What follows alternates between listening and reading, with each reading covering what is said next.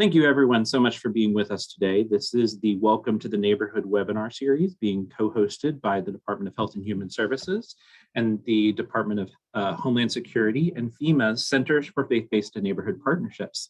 Thanks so much for being with us today. We're pleased you're able to join us as we go provide an overview of the Sponsor Circle program and learn a little bit more from individuals who participated in sponsorships in the past. So we're so glad you're here with us.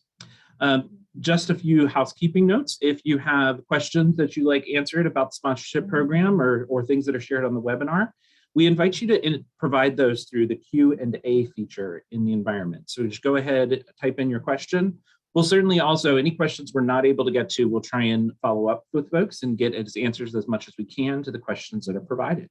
Let me also note that this call is not for press purposes. And so if the press are on and would like to receive information, feel free to reach out to us and partnerships@hhs.gov, and we'll connect you with our press shop accordingly. Lastly, we are just so excited to have all our different presenters here and to welcome and to introduce many of them. I'm glad to introduce Melissa Rogers, who serves as the Executive Director of the White House Office of Faith-Based and Neighborhood Partnerships. Melissa. Thanks, Ben. Hi, everybody. It's great to be with you. Thank you for joining us today. We're really glad that you took a little bit of time from your busy day for this important discussion. I want to thank Ben Odell for his amazing work on pulling together this webinar and others that we have in this series, and hope you'll join us not just today, but for future webinars as well. I also want to thank our wonderful group of speakers that you'll hear from in just a moment.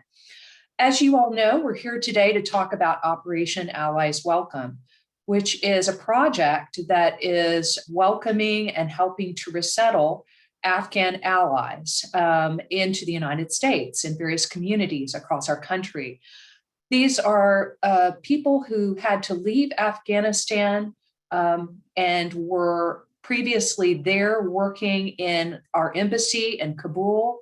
Them and their families are here now in the United States with us, as well as a range of other Afghans that served, for example, as translators and interpreters for the US government in Afghanistan, and others who were human rights defenders or people who were at risk in Afghanistan due to persecution because of their faith or because they're women or girls or because they were journalists. So these are all people who have given a lot to the United States and also to the world generally. And we are very honored to be able to welcome them here to the United States and to help them resettle here and start their new lives in new communities. So this is a wonderful project that involves not just the government, of course, but resettlement agencies and their affiliates, and also all kinds of partners across the United States. Community and faith-based groups in every corner of the country are pitching in this very important project, coming alongside refugee agencies and affiliates, donating money and food and clothing and helping people find jobs. It's just a wonderful project that is bringing people together across many different beliefs and perspectives and geographical regions to do this very important welcoming function for Afghan allies. So thank you for being interested in this project. Thank you for joining us today. Today, we're focusing specifically on a really exciting way and a new way in which groups of people, 5 or more, can join together and actually provide direct support to a group of Afghan allies to whom they are matched. And so this is a really exciting project, as I said a moment ago, and it's being led in part by the Community Sponsorship Hub. And we're very fortunate today to have Danielle Grigsby with us from that organization. She serves as their Director of External Affairs, and she actually helped co-found the Community Sponsorship Hub. So she's going to tell us about what we're referring to as sponsor circles for Afghan allies. So she'll be our first speaker and talk to us about what those sponsor circles are and how you could, if you're interested, get ready to apply to be a part of those sponsor circles that are then matched with Afghan allies and help to resettle these Afghan evacuees into our own country. So let me tell you a little bit about Danny, and then we'll let her take the mic. Danny works, she's been for 4 years part of the executive leadership. I'm sorry, I messed that up a little bit. Let me back up. She joins this work at the Community Sponsorship Hub after 4 years of executive leadership at Refugee Council USA. And Danny holds a master's in social work from Boston College. She did graduate studies at Oxford University. She has 2 bachelor's degrees in political science and history from Weber State University and is a security fellow at the Truman National Security Project. So thank you so much, Danny. We're so glad to be able to work with you and have you join us today. And we turn it over to you and look forward to your remarks. Melissa, Ben, colleagues on the line, thank you so much for this opportunity to speak about this exciting opportunity with sponsor circles today. This is a really meaningful moment personally in my career. Almost 17 years ago, I began my career in Moscow, Russia, supporting the UN in finding durable solutions for Afghans who were displaced at that time by the beginnings of the conflict that we have seen, escalate or change in all these different ways over the years. And as my time working directly with displaced Afghans was coming to a close and it was time for my contract to end and I needed to move on, there were some individuals with whom I had made such a strong connection, and leaving them behind in Russia, where they were awaiting a durable solution, awaiting the opportunity to restart their lives. It wrecked my soul. It hurt me so deeply that to separate and know that their future was so uncertain. And so I'd heard of this thing called sponsorship, and I didn't know anything about it. And so I tried to figure out how I could bring them into my community. And at the time I was living too far from a resettlement agency, and private sponsorship still doesn't exist in the United States. And so there wasn't an opportunity for me to directly use some of the resources and knowledge and compassion and heart that I had for this work to bring these particular individuals into this country. And I've never forgotten that experience. And in fact, it shaped my entire career going forward in the various countries and displacement settings that I've worked, to include, coming back to the United States, and working at Refugee Council USA, and now supporting the start of the Community Sponsorship Hub and our opportunity to respond to this particular moment in history. The Community Sponsorship Hub was founded this year. We are brand new, and we are less in response to this particular crisis. We didn't know that this was on the horizon immediately, but this current administration had an early commitment to expand opportunities for communities across the United States to engage directly in the welcome and integration of newcomers through all forms of community sponsorship within the existing infrastructure, and including the launch of private sponsorship, which the administration continues to commit to piloting in 2022. So as we were gearing up and working, to support this expansion, it became really clear that what was needed in the United States was a place that could help support both the existing infrastructure to find their place in this expanding work, and communities in finding an easy way to plug in, and also to support our colleagues within the administration to develop best practices, and really see all of these forms of sponsorship grow to respond to communities' sincere interest to welcome individuals who are displaced. We were putting together this thoughtful launch and planning a ribbon cutting so to speak ceremony when August happened and the situation in Afghanistan became the situation that it has become. And we were asked early on to respond to this situation and see if some of the thinking we had done to launch private sponsorship could be wed on top or threaded on top of the current situation that we have. And that's where sponsor circles for Afghans came from. A couple 24-hour shifts and working for many weeks on end with our colleagues at state and across the government. We developed the Sponsor Circle program for Afghans, which is a brand new initiative, as has been mentioned. It was officially announced by the State Department 3.5 weeks ago.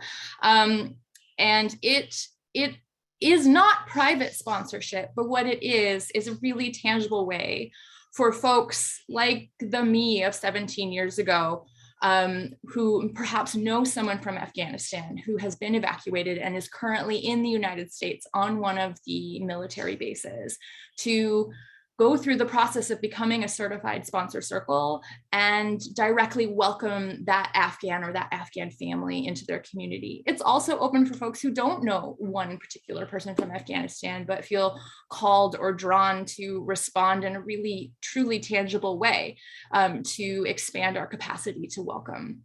So the website sponsorcircles.org is essentially an application portal where groups that are interested in becoming certified can do so. There's a step-by-step process that's required of groups to become certified and then be matched with an Afghan newcomer who is on one of our bases. It includes, establishing a group of 5 individuals that all live in the same community. There's a fundraising component involved. There is the need to pass background checks, to take an online learning assessment, and then to prepare a really thoughtful welcome plan. Because this program is capacity enhancing, as we've heard countless times, the domestic resettlement infrastructure has been reduced, its capacity has been reduced in such a way that responding to this crisis has stretched communities and the resettlement agencies to the max. And so this program mirrors the APA program and offers the exact same services. The difference is that these funds are raised by the sponsor circles. And then through that welcome plan, the way that matched Afghans that are matched to sponsor circles are supported through those initial 90 days will be tracked. And they will have that same wraparound support that Afghans coming through the APA program would have. And then after those 90 days, folks are eligible for all of the same benefits, regardless of which program they are welcomed into their community through, whether it's sponsor circles or a traditional resettlement pathway. We are actively accepting applications now. We have some of our very first certified circles that are going to be matched. In these early instances, we have about half and half with folks that have known someone or known a family and are going to be reunited, and others who are just out of the goodness of their hearts and kindness and welcoming of their communities are bringing folks off of bases and expanding that capacity. And we are just absolutely thrilled to see this and to be a part of this moment in history. It was emotional and beautiful to see communities across the United States just rally around this community of individuals, our allies, our colleagues, and our friends.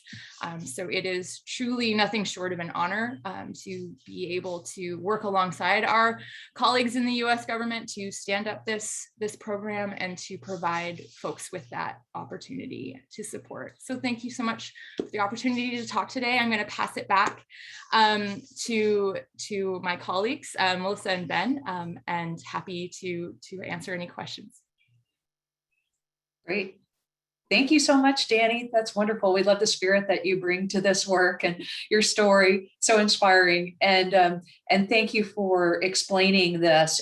Another thing we wanted to let everybody know, if you signed up for this call, we have your email address. We're going to send up follow-up resources, including links to Danny's website, Community Sponsorship Hub. And when you get there, there's this very nice tutorial that you can do that prepares you to make an application, that takes you through the basics that Danny described and more, and really helps you to understand exactly what the expectations are, how you get group that you need to get together and what they need to do, what you need to do before you make your application. Very simple, very clear, really helpful. So don't worry if you weren't able to scribble down everything Danny said in just that few minutes. And now I want to turn it over to my colleague, Ben, who I think has some questions that he's gathered for Danny. So Ben, I'll let you take it away.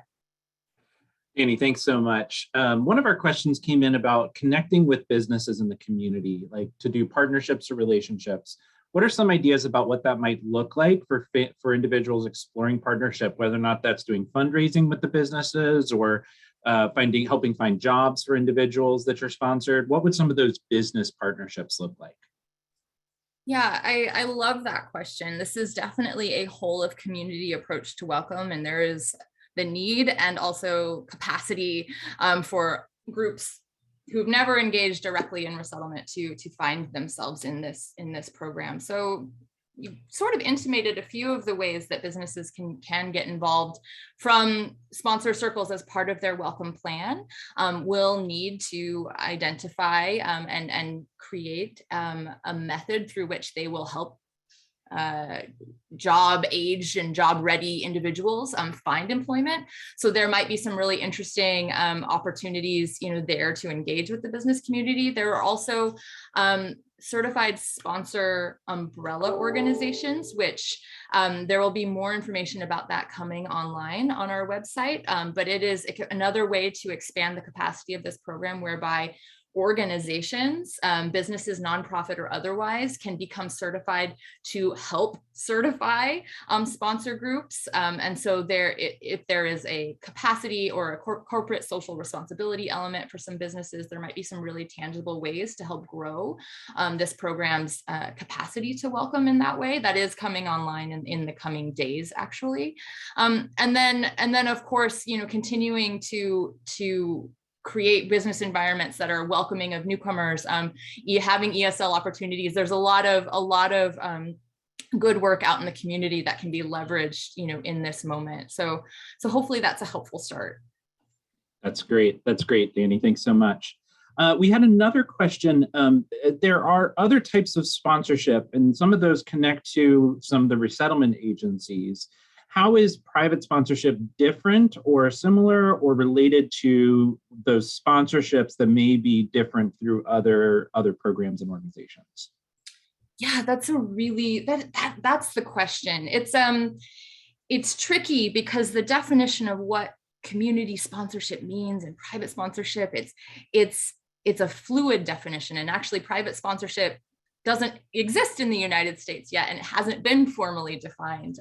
So I definitely understand a little bit of the murkiness there. But we look at community sponsorship as sort of an umbrella term under which all forms of sponsorship fall. And those include those that currently exist within the resettlement infrastructure. Sometimes it's called co-sponsorship or other forms of community sponsorship. And also the future of private sponsorship will rest under that umbrella, and the sponsor circles, which is not private sponsorship because folks are already in the United States, but it is similar. Some of the elements are similar in that way, rests under that broader community sponsorship umbrella. And because the Sponsor Circle program for Afghans is an emergency response to this situation, the supports that Sponsor Circles will provide mirror exactly the support that Afghans who are resettled through a resettlement agency will receive.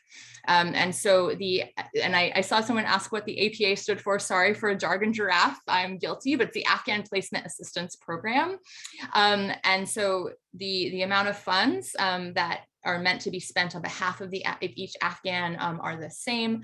The taking folks to their initial appointments, it's the exact same services. The difference is who's providing them in this instance. So in the APA program, it's provided by the resettlement agency, and in the Sponsor Circle program, it's provided by the Certified Sponsor Circle group, which I will note, it's a big undertaking, but groups are trained through the application process to prepare that welcome plan, so they will have a good, strong sense of what is going to be asked of them. And then as they move through the process itself, there are supports in the community, within Community Sponsorship Hub and our coalition of actors that groups can tap into if they have questions. Excellent. Thanks, Danny. Last question that we've received is really, you noted that the sponsor circle provides a lot of that support, but one of the things that may be good for individuals to know about in the community are some of the other supports that will be available, like food assistance or other benefits that are already available in communities. So one of the things I think that would be good for someone in the sponsor circle to know are some of those benefits available in their community, and making sure they know how to help connect the sponsored family to some of those resources that would be available. Is that right? Yeah, no, that's exactly right. And I like to call this, it's a whole of community approach to welcome, because of that. A lot of us, myself, speaking for myself, I wouldn't necessarily know where in my community to go to find affordable housing or to find some of these benefits. And so through this process, again, of putting together that welcome plan, and there's great resources that have been made live on welcome.us site. I'm not a representative of welcome.us, but I will say having those connects to find resources available in your community has been made a lot easier through that website. But it gives communities this opportunity to really investigate and get to know both their community group through the sponsor circle, but get to know what resources are available in their own community and how to support that infrastructure as we knit together to create welcome. And then there are other organizations who have stood up in really major ways. Like, for example, Airbnb.org is one of the coalition partners for the Sponsor Circle program. They're providing a significant upfront contribution of temporary housing vouchers that sponsor circles can take advantage of. And then there are other connects that will be made sort of at that macro level, including like how to find interpreters or trainings on how to help folks find jobs that can be what will be available and accessible to the sponsor circles. That's great, Danny. Thanks so much. I love that, knitting together to create community, right? I think that's what many of us want to be about and be a part of. So thanks so much for these questions. I'm going to jump back behind the scenes again and have Melissa Rogers come on to introduce our next speaker. But I really appreciate all these questions. We're going to try and answer as many as we can in the chat right now. And then if those we aren't able to get to, we'll try and follow up by email. Thanks so much. Melissa, back to you.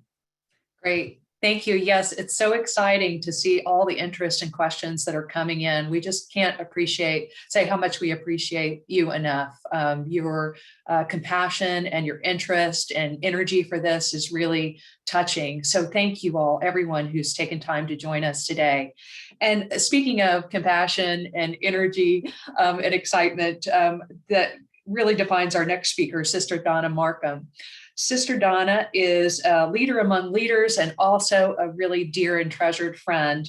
And Sister Donna currently serves as president and CEO for Catholic Charities USA, which was founded over a century ago and has been faithfully serving people for all of its history and just doing phenomenal work around every bend and turn and every part of this nation. So we are just thrilled to have her with us. Sister Donna wears many hats. She's head of Catholic Charities. She's a member of the Adrian Dominican Sisterhood.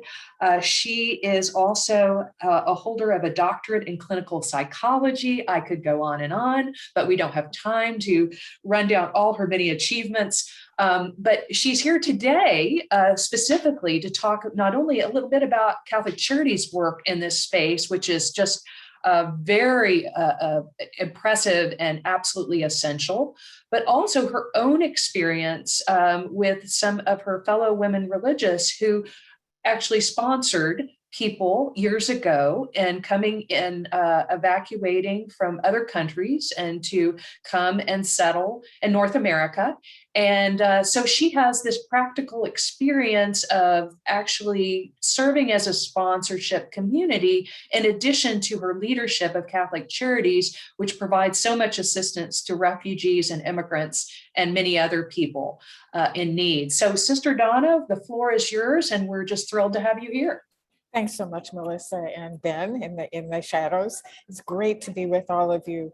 I have to say that, like Danny, in many ways, this experience of accompanying evacuees in my earliest life as a sister was with people that were coming to us from Vietnam, and they were boat people, and there was nothing organized at that time to really deal with some of these folks. So by happenstance, in the informal circles of who knows who, somehow our large Vietnamese family got connected with our congregation in Adrian, Michigan.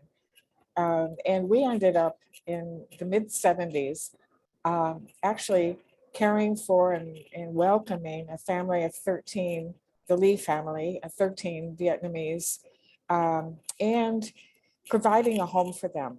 And as we did that, we were on a campus that our campus is, we're fortunate. We had a place for them to live, a safe place for them to live.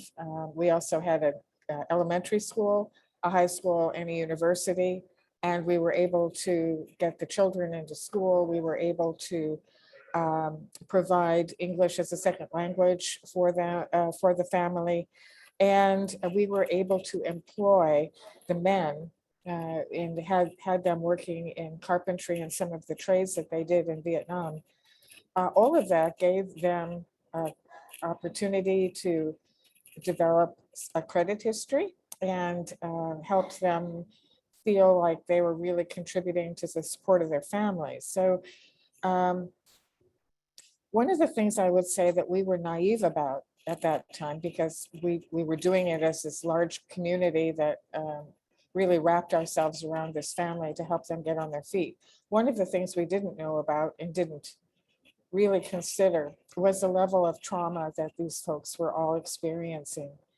And then, I think that's an important piece of sponsorship, whether it's what Danny is explaining or sponsorship through some of the organizations. But we really need to be attentive to the emotional state of the people that come to us. It's quite compelling, I think, to listen to the stories. While I was in Canada, I worked with Mary Jo Letty in establishing Romero House in downtown Toronto, which welcomed asylum seekers into Canada, largely who were victims of torture. And my work was really at the clinical end of that to try to support them. So I woke up a bit 20 years after meeting the Vietnamese folks. But what I will say is that when we open our hearts to be sponsors, we are really opening ourselves to an extraordinarily transformative experience for us and hopefully for those whom we welcome. So it is really a blessing to those who welcome, and hopefully it's a blessing to those who are welcomed. As Melissa indicated, Catholic Charities has been around for a long time, welcoming and helping resettle immigrants and refugees. Much of that has been before there were any organized ways of doing it. And I'm so thrilled to know, what Danny is planning, and then also how many strides we've made in our country to try to organize how we assist newcomers of all sorts. But it occurred to me when Danny was talking about the sponsor circles that Catholic Charities is present in 3,000 communities across the country in every state, and has food pantries and English as a second language and legal assistance and jobs training and numerous programs that could be resources to the sponsor circles as they're dealing with the Afghan folks that have come. So it's not something that people would necessarily feel that they had to do all on their own, but with the other faith-based organizations like Lutheran Family Services and the Jewish Family Services, and there are a lot of resources, organizations that actually can provide the support to the sponsor circles as they welcome people. It also, I think this is just such a wonderful idea that Danny is sharing with us, because there's so much that we can do in opening our hearts and our homes, and however we're going to be able to accommodate this large number of newcomers to our country. But if we can do it together, I think there's no limit to what we could do to help people and save them from some serious suffering, both physically and emotionally. So simply to say that there has to be, this is wonderful to have different opportunities for communities, for groups of people to put their arms around these folks. So I'm happy to be a little part of it, and we'll do everything we can on the Catholic Charities end. But just know that if your friends and who open their themselves to this experience, that they will be transformed and their hearts will be stretched beyond all imagining. Thanks, Melissa. Thank you so much for that really powerful word and message. And, I love the way Sister Donna talked about it, that this is a blessing on both sides and truly transformative. I've heard so many people say that, but no one any better than you said it, yeah. Sister Donna. So thank you for that. And thank you for just the heart that you bring to this work all the time. Ben, I think you may have a couple of questions you've collected for Sister Donna, and then we'll hear from her.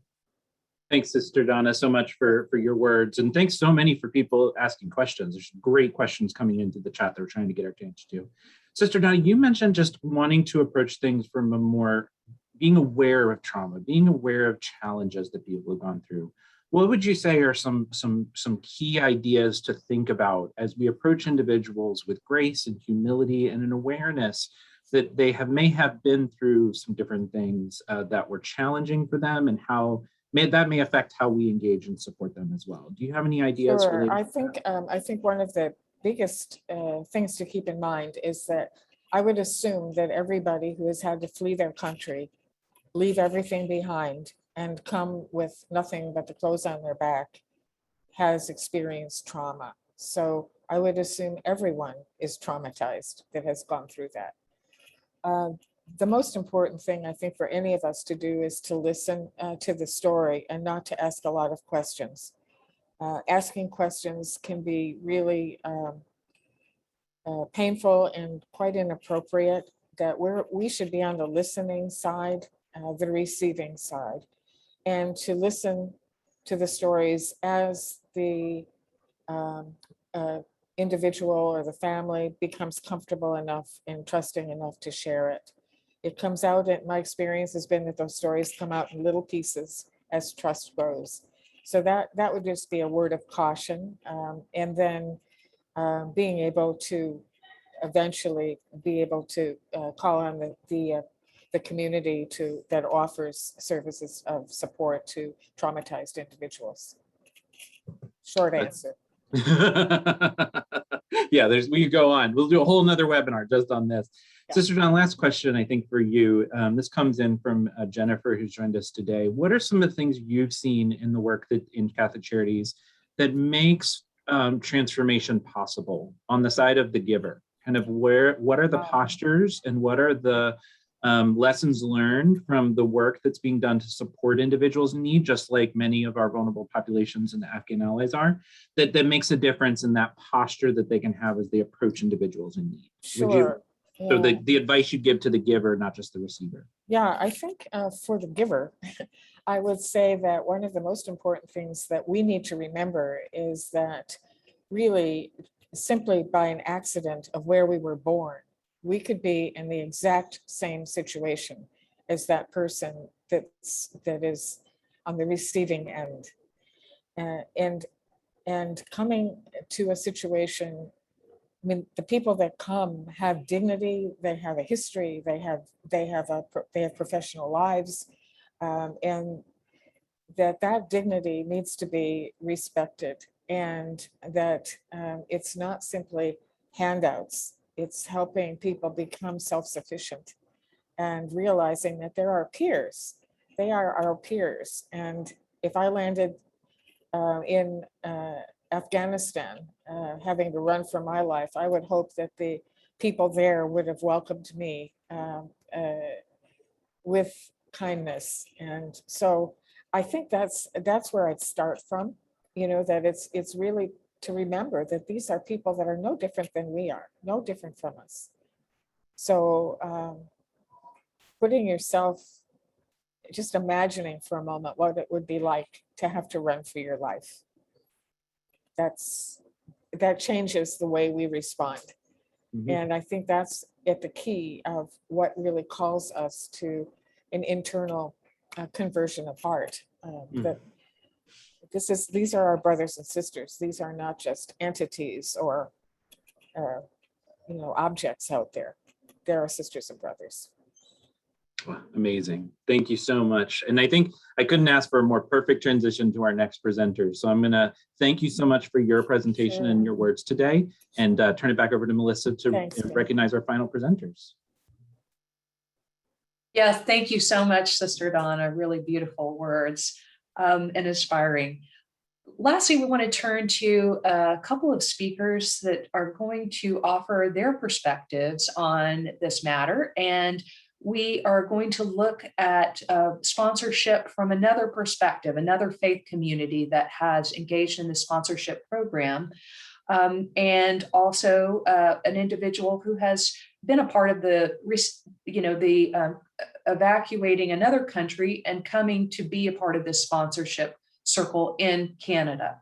So we want to turn now to Jessica DeVries, who is a member of Drayton Reformed Church in Ontario, Canada. Jessica has participated in sponsorship of refugee families from the Middle East through the sponsorship program that has been in place in Canada for a number of years. And we're so grateful that you can be with us today, Jessica. Joining Jessica is Lillian. Lillian is a member of the first family that Jessica and her church sponsored in coming to Canada. And for privacy's sake, Lillian will be joining us by audio only, not on camera, but she's there with Jessica. And so this is a special treat to be able to hear from both Jessica and Lillian about their experiences with sponsorship. And Jessica, I wanted to start with a question for you. Could you talk about how your congregation became involved in this sponsorship program and what it's meant for you personally? Yes, thank you for allowing us to be a part of this. We're very excited to be a part of this. Our congregation, because of the need of sponsorship in our country, and our country having done this already for a few years, our congregation decided to form a small committee to sponsor a family. We had about 5 or 6 people together, all with different talents and skills to welcome this family. It was definitely a learning curve. I think me going into it, I knew very little about the Middle East. I knew very little about different faiths in the world, and I've come out learning a lot. Yeah, so 5 years ago, we started this mission, and it has been a very rich blessing. Wonderful. Thank you so much, Jessica. And, we just heard Sister Donna talk about, and you referenced too, that this was a learning experience. If you think about it, do some of those lessons come to mind, like examples of things that you learned, do's or don'ts through your own experience with this program? Yeah, very much what Sister Donna said. I reflected like a lot of the things that she mentioned. I was like, yeah, she's right. Because we get so excited to welcome these families, and it's a wonderful thing. And we think they come and that they'll be happy and a new opportunity, but they come with a lot of hurts and a lot of loss. I mean, family members are left behind or are in different places in the world. So all of those things are very much part of this, and we need to be aware of it. I think for us, we really learned to just spend time with this family, with both families. We've had 2 families at this point. And I think time is the most valuable thing. Sometimes it's awkward. Sometimes you just sit in a room because language is a barrier. Although Google Translate is amazing. We use that a lot at the beginning. But sometimes just being there. And I think for Lillian and I, where we probably formed a relationship, which maybe is strange, but we did a lot of grocery shopping at the beginning, and I just would take her to the grocery store and we would use Google Translate and found our way around. And that's how we really connected. And yeah, just simple everyday time together. That's great. I love bonding at the grocery store. Um, so Lillian, we're so pleased that you are able to be with us today. And we want to just ask you a few questions. What would you like for people who are either sponsoring families or considering sponsoring families to know about the sponsorship process? And what has sponsorship meant to you and your family? Hi, and I'm so thankful to be part of this. It's amazing. Talking about the sponsorship, as a person coming from like a war zone or an area where our people couldn't live there anymore, and they either die or like, you know, be missed and just number in a like missing person list. Sponsorship literally means that you're giving someone a life.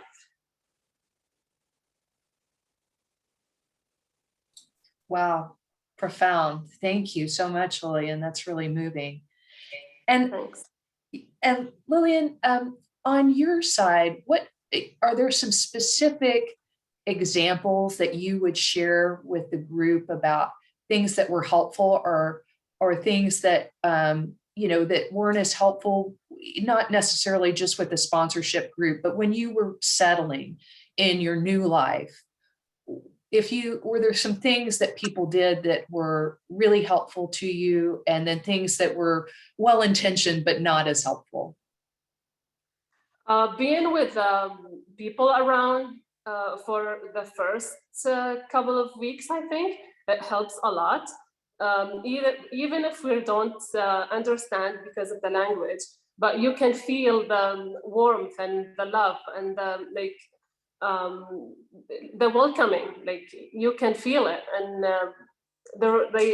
it's amazing how from the first moment, it was scary to move, but I felt from the first night that it's home. Wow, that really, it just brings tears to my eyes to hear you say that. It's very moving. And you know, now you all, how long ago did this happen? I'm wondering about how long now that you've known each other, Jessica and Lillian. 5 years. Wow. And she is now my sister. Oh, that's so beautiful. It's part of our family. Yeah, it is amazing. Yeah. It's not always been easy, but it's been amazing. Wow. And so can you kind of talk a little bit, either Jessica or Lillian, about the stages that you've gone through in terms of helping people resettle, and how people should be thinking about that as they're welcoming refugees to the country? Are there some sense of that there were some stages that you went through, and any pointers on kind of anticipating that? I think again, the expectations is you just have to really be open to whatever happens, because every family is so unique and comes with their own unique background and story. And yeah, you just have to be open to whatever may come through this journey. Let it surprise you. Making connections is really important, and that takes time, and that's again is different for everybody as well. But just being there is important. I think that we learned to, and Sister Donna mentioned this as well, that a handout is so much different than a hand up. And I think making it real for them, that first year. So our sponsorships, I'm not sure how you are doing this, but our sponsorships run for a year that we are considered to sponsor. And I think financially, for sure, we had to make sure that it was realistic, so that after that year, they were set up to succeed. And connecting them within that year with the right people, ESL, any counseling that might be needed, any medical care that might be needed, and setting them up for jobs or education in the future. I think those in that first year are so very important. Thanks, Jessica. Yeah. And Jessica, how big was the team that you put together for your church, and how did you divide up the roles that people would play? And also, in addition to Lillian, were there more people that you were sponsoring at the same time? I understand you've done it now a second time, but just wondering how that worked, how many people you were sponsoring at one time.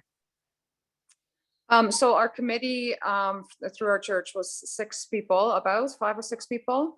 Some more involved than others probably. It definitely is very important to have different skills on this committee. We had one good lady who was very good at like the paperwork and administrative parts, and that's not my gift, but she was very talented at that and took hold of that, and she really did an awesome job with it. I think for me, I'm more a personal hands-on kind of person. So we had people that would reach out to our community to ask for furniture or house item things, clothing and things for the kids, stuff like that.